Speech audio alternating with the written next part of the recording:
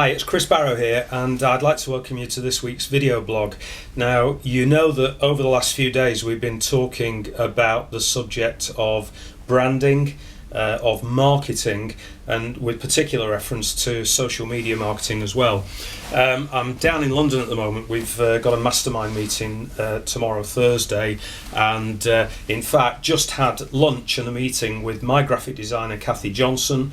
I've just had a telephone conference call with my social media marketing team, Brenda McDonald and Marita Kritzinger, and yesterday I was on the telephone to my website designer Christian Joshi, and during the day I was sending text messages to Jem Patel of JSP Media, and they're all part of the backstage team that we've used since Easter this year to rebrand and relaunch the Dental Business Club, and to put together a connected strategy that brings together the new website, the Facebook pages for Chris Barrow personally and also for the Dental Business Club, the YouTube channel, the blog, the email newsletter, the Twitter site, and so on and so forth. And it's been a huge learning curve for me since Easter this year, when I first sat down with Chris and had a word with Kathy about wanting to take the Dental Business Club forward. Now, if you haven't had a chance to, go and take a look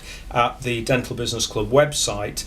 We relaunched the website at the showcase, but what we did on Tuesday this week is that we also added for the first time all of the video work that I've been doing with Jem Patel. So if you work your way around the website, take you a bit of time to do it, you'll find that there's about 15 videos there which not only talk about the different products that we offer through the DBC, but also talk about the different outcomes that we deliver as well. I think you'll find it quite interesting. Now, that's all about me. What about you? Back in 1997, which is when I first came into dentistry as a business consultant, you'd had a period of time really where the only aspect of marketing that you ever saw for a dental practice was a brass plaque on a wall and a Yellow Pages advert. By the time that I arrived, I think you used to get logos that looked like molars holding toothbrushes, or molars swinging on swings if you had Microsoft Publisher. And then in the early 2000s, when we saw Boots Dental Care bring retail dentistry into the market for the first time, we began to see the arrival of some proper branding in dentistry.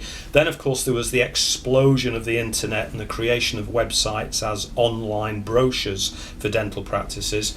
And I think in the last few years, we begin to see the development of brands which have got nothing to do with the name of the dentist, nothing to do with an etch-a-sketch of the front of the building, nothing to do with the ubiquitous molar holding a toothbrush, but we're beginning to see brands which reflect the core values of the business. I was at a branding conference recently where somebody said that your brand is the personality that your business would have if it were a real human being.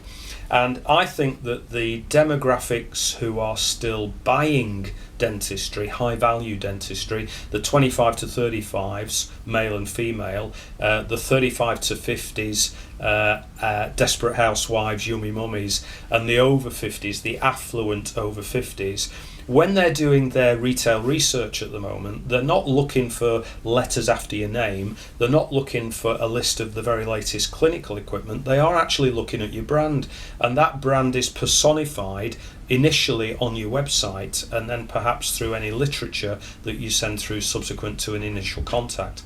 And branding has gone beyond your logo and the name of your business and has now become synonymous with everything that you do and the way you do it. Your brand is reflected in the quality of the employees that you have in your team.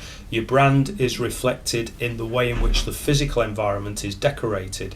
Your brand is reflected in the scrubs that the clinical team wear and in the uniforms that the backup and admin and welcome team wear. The brand is everywhere. It actually runs through the veins of your business. And everywhere that I look, website, Facebook page, YouTube channel, Twitter page, practice information leaflet, new patient welcome pack, letterhead, treatment plan, even the colour schemes of the furniture in the common areas of the practice and the ways in which the surgeries are decorated, everything is on brand.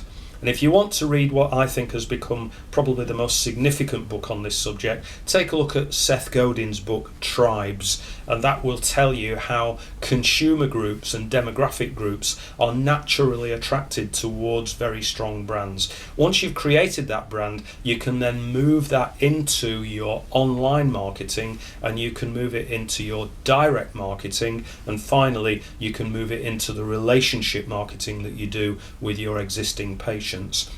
And we've recently in the newsletter been talking about some pretty cutting edge ideas in terms of marketing going forward, and we'll carry on doing that over the weeks ahead. You'll recall possibly from last week's newsletter I was writing about knock 'em dead offer referral cards that you can pass on to existing patients. If you haven't seen that newsletter, go back and take a look at it.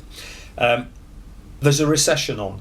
I'm getting phone calls from people in dentistry are telling me that they're struggling. They're telling me that new patient numbers are declining. They're telling me that existing patients are drifting away to competitors or stopping dentistry altogether. They're telling me that people are cancelling memberships because of the economic hardships that we're facing at the moment. And yet at the same time, I've got clients who are calling me to say that 2010 is their best ever year. And also, if you've been reading the blog in the last few days, you'll know that we've had clients who were standing up at the Private Dentistry Awards, receiving all sorts of gongs and prizes last week for what they were doing. And I am working with practices that are having the best ever year financially, and working with practices also that are having the worst ever year and trying to help them to get a leg up the ladder. What's the difference between the two? It's about brand, it's about marketing, it's about social media visibility, and it's about a team of people who are on fire with the idea of going out and making the practice attractive to potential new patients. And over the weeks ahead, we're going to carry on writing and talking about that. Stick with us. I think we're going to have some good ideas for you. Thanks for listening.